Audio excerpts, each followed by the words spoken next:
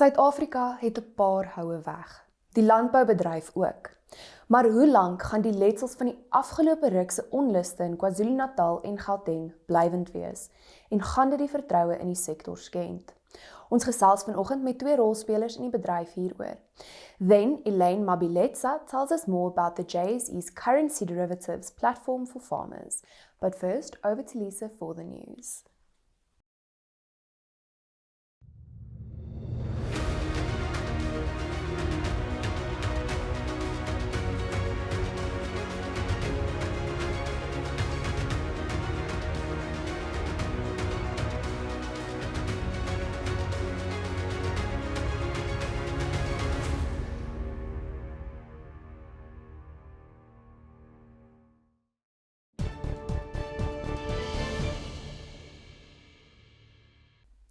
In vandag se nuus, die hoof van die Nasionale Rampbestuursentrum, Dr. Mapaka Tau, het van dese week 'n nasionale droogte rampverklaring uitgereik.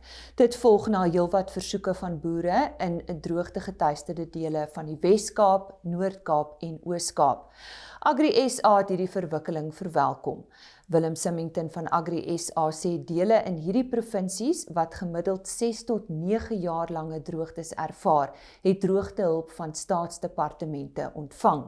Daar is egter dringend finansiële ondersteuning nodig om plaaslike ekonomieë te red en die oorblywende kernkuddes se oorlewing te verseker. En Geelbek Elite Merinos het hierdie week geskiedenis in die bedryf gemaak deur om hulle 60ste produksieveiling aan te bied. Die veiling is vanjaar vir die eerste maal by die Middelburg skougronde in die Oos-Kaap aangebied. Uit die 96 ramme wat onder die hamer gekom het, is almal verkoop.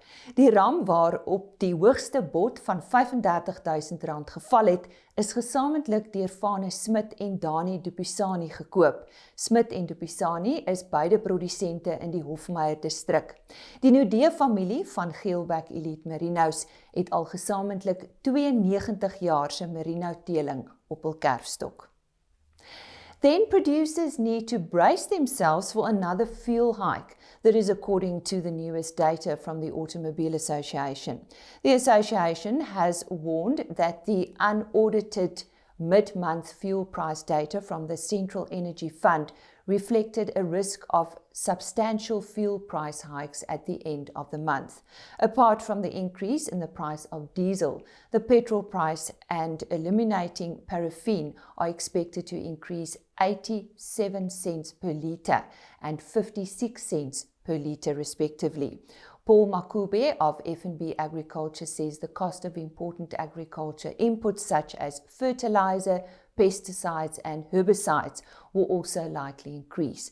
This is indeed bad news for farmers with the planting season drawing closer. And that's today's news, but enjoy your weekend.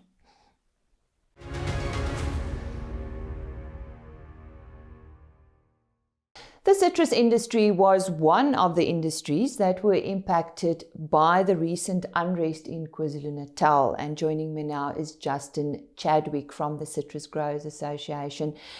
Justin, how was the citrus value chain affected? Yeah, thanks, Lisa. Thanks for having me on your program. The logistics chain is really what was impacted the most. So, a lot of our citrus, 55% of our citrus goes out through the Durban port. So we're a very export-orientated industry. And, although 65% of our product is exported, we earn 90% of our revenue from those exports. And obviously, if you get a disruption in your supply chain, it does impact on your ability to move the fruit out of the country.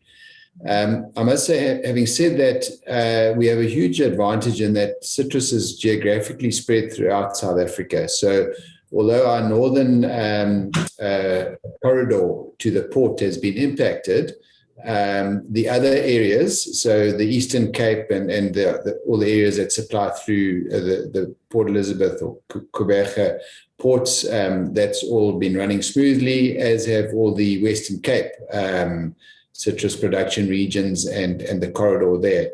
So, in terms of local domestic supply of citrus, there'll be no impact at all. It'll be business as usual. The impact really been to try and get the fruit from Limpopo province and in Mpumalanga and northern KZN down to Durban port. And due to the N3 being closed for a protracted period, and the fact that in the port precinct people couldn't get to work, and the port therefore closed for a while. That all had an impact on our ability to move fruit and get it shipped. But I think we live in an amazing country. It's all changed in the last couple of days. So I'm glad to say everything's getting back to normal. Well, that's good news. What about exports? So the supply chain is, it runs like clockwork. So the fruit comes down, the vessels are there, and it gets on. Now you get a disruption like this, and that clockwork is now all out of kilter. And so, immediately, as I've mentioned, because people were working in the port precinct, all that fruit that was in the cold stores basically stayed there. The port terminals themselves were working at very low capacity because people just couldn't get to work. There was no public transport. People felt unsafe traveling themselves to work, so nobody went to work for quite a few days. And that just meant that the fruit was not moving at all. Vessels did come into Durban and stand offshore at Anchorage offshore. But a lot of the shipping lines decided just to bypass Durban completely for that while. And that will have an impact going forward. But it was the right decision, because otherwise you impact on all the ability for Cape Town port and the Eastern Cape ports to clear out as well. You just move the problem from here to there. So, but now that we've got back, it's incredible. Transnet have got back to 100% capacity now. The cold stores are working 24 hours, 7 days a week. The harbour carriers are working the same. The container depots are working the same. And they're clearing that fruit pretty quickly. And, the vessels are coming in, offloading. Those containers are being cleared pretty quickly. Our concern was that people would continue to harvest and send fruit down as soon as the N3 opened, and that would just cause a bottleneck and a gridlock in Durban. But that hasn't happened. We pleaded with growers just to slow down or stop packing for a week, which they did. And now they've started up again because the supply chain is pretty much open now. You can do that with a lot of fruit, but soft citrus is more susceptible to delays than hard citrus. So soft citrus, the guys have had to sort of try and keep the harvesting and the packing going. Talking about confidence and your reputation, will this have a long-term effect on our citrus industry?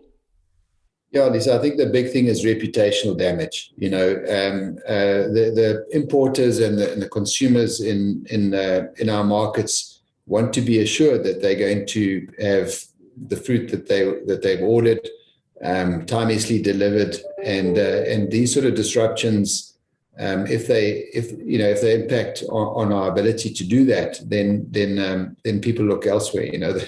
The importers have got other alternatives other than South Africa. We've got a very good value proposition in the quality and the price of our fruit. But if they're worried about getting the fruit, then they will look elsewhere. So we are worried about that. But to be honest, because the disruption was pretty much kept to a week or so, we don't actually think that the markets will be impacted too heavily, and they probably won't even see it in those markets. That was Justin Chadwick from the Citrus Growers Association. But stay with us. Shortly we'll be talking to Dr. John Purchase from Agbiz on the same matter.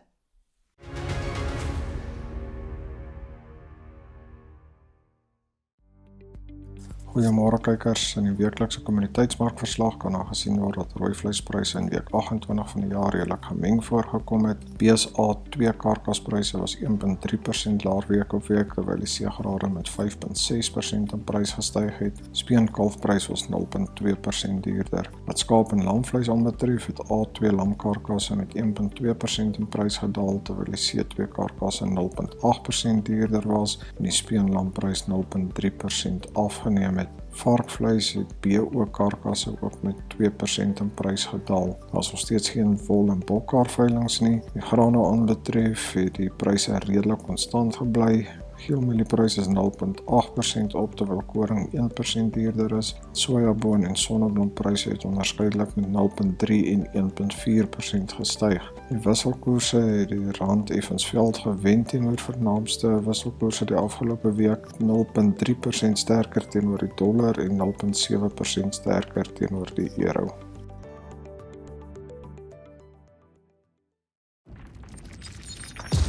Die groot ding van tye is dat dit ons wys waarvan ons gemaak is.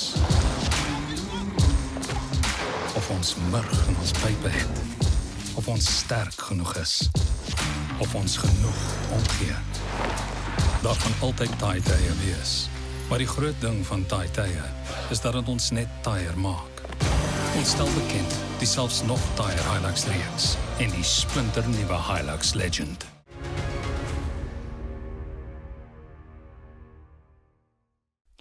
Dr. John Purchase van Agbiz sluit nou by ons aan om met ons te gesels oor die ander landbousektore wat ook geraak is deur die onlangse onluste in KwaZulu-Natal. John, ons het nou met Justin Chadwick gesels. Watter ander bedrywe is ook hard hierdeur geraak? Ja, Lise, baie dankie vir die geleentheid. Ek dink as mens kyk na die ander bedrywe wat hard geslaan is, moet mens kyk na die hele waardeketting, met ander woorde van insetverskaffer na produksie toe, met ander woorde op die plaas, dan na die verwerking toe en dan na die kleinhandel toe. So as die ander bedrywe wat hard geslaan is kom ons vat hom van die begin af, die insette. Jy sal miskien gesien het dat die UPL landbouchemikalie stoor afgebrand is. Dit het 'n natuurlike impak op landbouchemikalie beskikbaarheid. Ons sukkel reeds met glyfosaat wat 'n basiese landbouchemikalie is in Suid-Afrika en die plantseisoenleeu op hande. Ons het gesien dat byvoorbeeld die John Deere fabriek by Howick aangeval is. Dis ook 'n inset, landboumasjinerie. Ons het gesien dat 2 verpakkingsaanlegte is afgebrand. So dit lyk amper asof hulle ook aan die insetkant probeer ontwrig het. Dan kan jy gaan kyk na jou produksieplase en baie in Natal is redelike groot, amper industriële tipe van produksie, soos jou hoenderboerderye. Daar's ongeveer 10 hoenderplase afgebrand en besteel oor die 2 miljoen broilers, braaikuikens is gesteel. Dan is daar, ek dink is 2 varkplase waarvan ek weet wat groot is, wat ook aangeval is. Die groot krisis met die vleissituasie en ook met die varkslagtings is die Cater Ridge slagpale, abattoir en of die vrye abattoir soos hulle hom ook noem. Hy is totaal verwoes. Dit sal maande vat, miskien meer as dit om hom weer aan die gang te kry, as hulle hom weer aan die gang kan kry. Nou dit het 'n geweldige impak op die bedryf daar en waarskynlik gaan ons tekorte van varkvleis in Natal sien vir 'n rukkie. So die suikerboere is geteken met suikerplantasies wat afgebrand is. Bosbouboere, want 'n boom, jong, hulle wil altyd bome brand en goed. So boomplantasies is aangeval. Jy het miskien die prentjies gesien van die melkboere wat nie hulle melk kon aflewer nie, waar hulle die melk stort uit die waans uit, sommer langs die pad.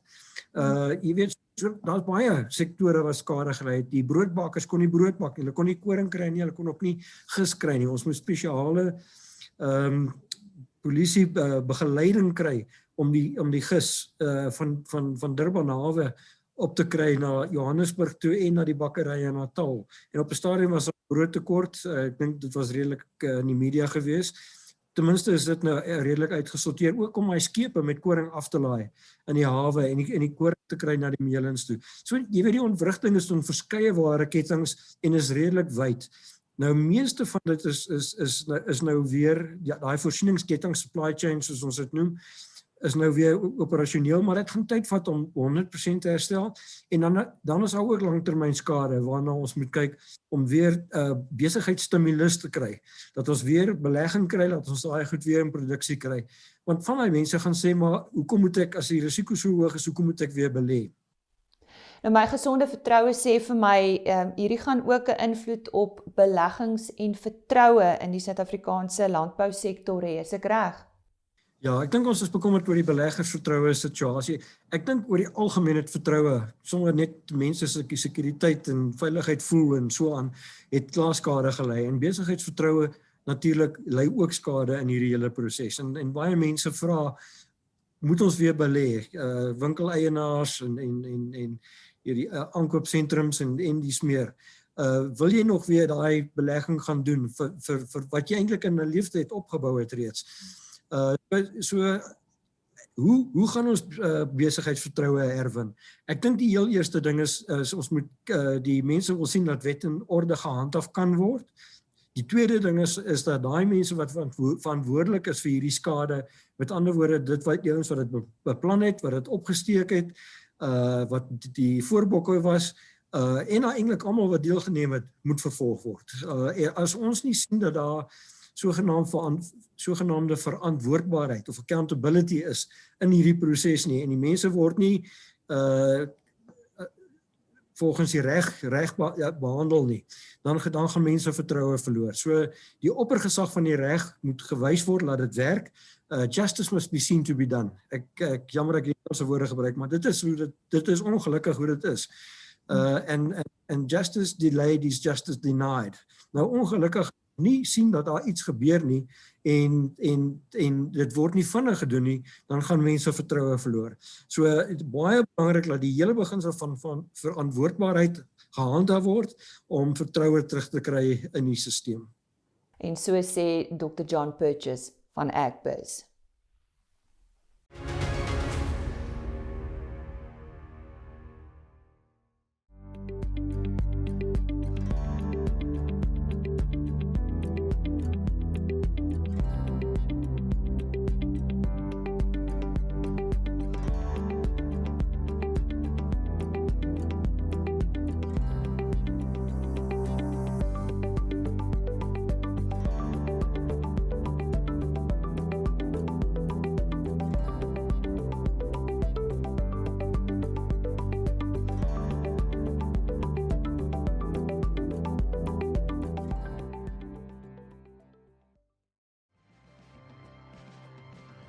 JSE, let's connect.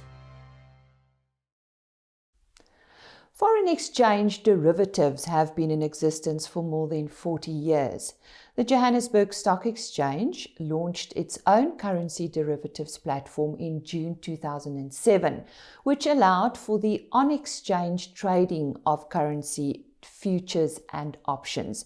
Joining me now is Elaine Mabiletsa from the JSE.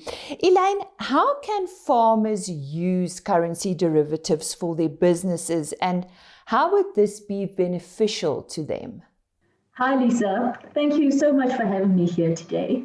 So the JSE offers two main types of currency derivatives which farmers can use to hedge their foreign exchange or exchange rate risk. These are namely your futures and your options. So your futures would allow our farmers to lock in an exchange rate today for a value date sometime in the future, where options will give them the ability to choose whether they want to buy or sell a futures contract at some point in the future, depending on where the underlying spot rate is at that time in the future. So the benefits that a farmer would have from using the listed currency derivatives is they have the flexibility of choosing their own expiry date through the use of our any-day currency products, and this is available in both our futures and our options. The other great benefit is there is no paperwork required, as listed derivatives are cash settled, which means they also don't affect your offshore allowance with the Reserve Bank. Another great thing is if you do hedge yourself and the currency ends up moving in your favor, you have the ability to exit your hedge without any penalties.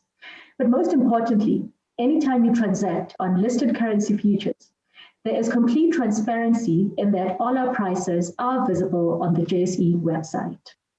And how suitable are currency derivatives to farmers or business owners in the agricultural sector? So Lisa, with South Africa being a net food exporter, derivatives are not only suitable for use as hedging instruments, but they are necessary.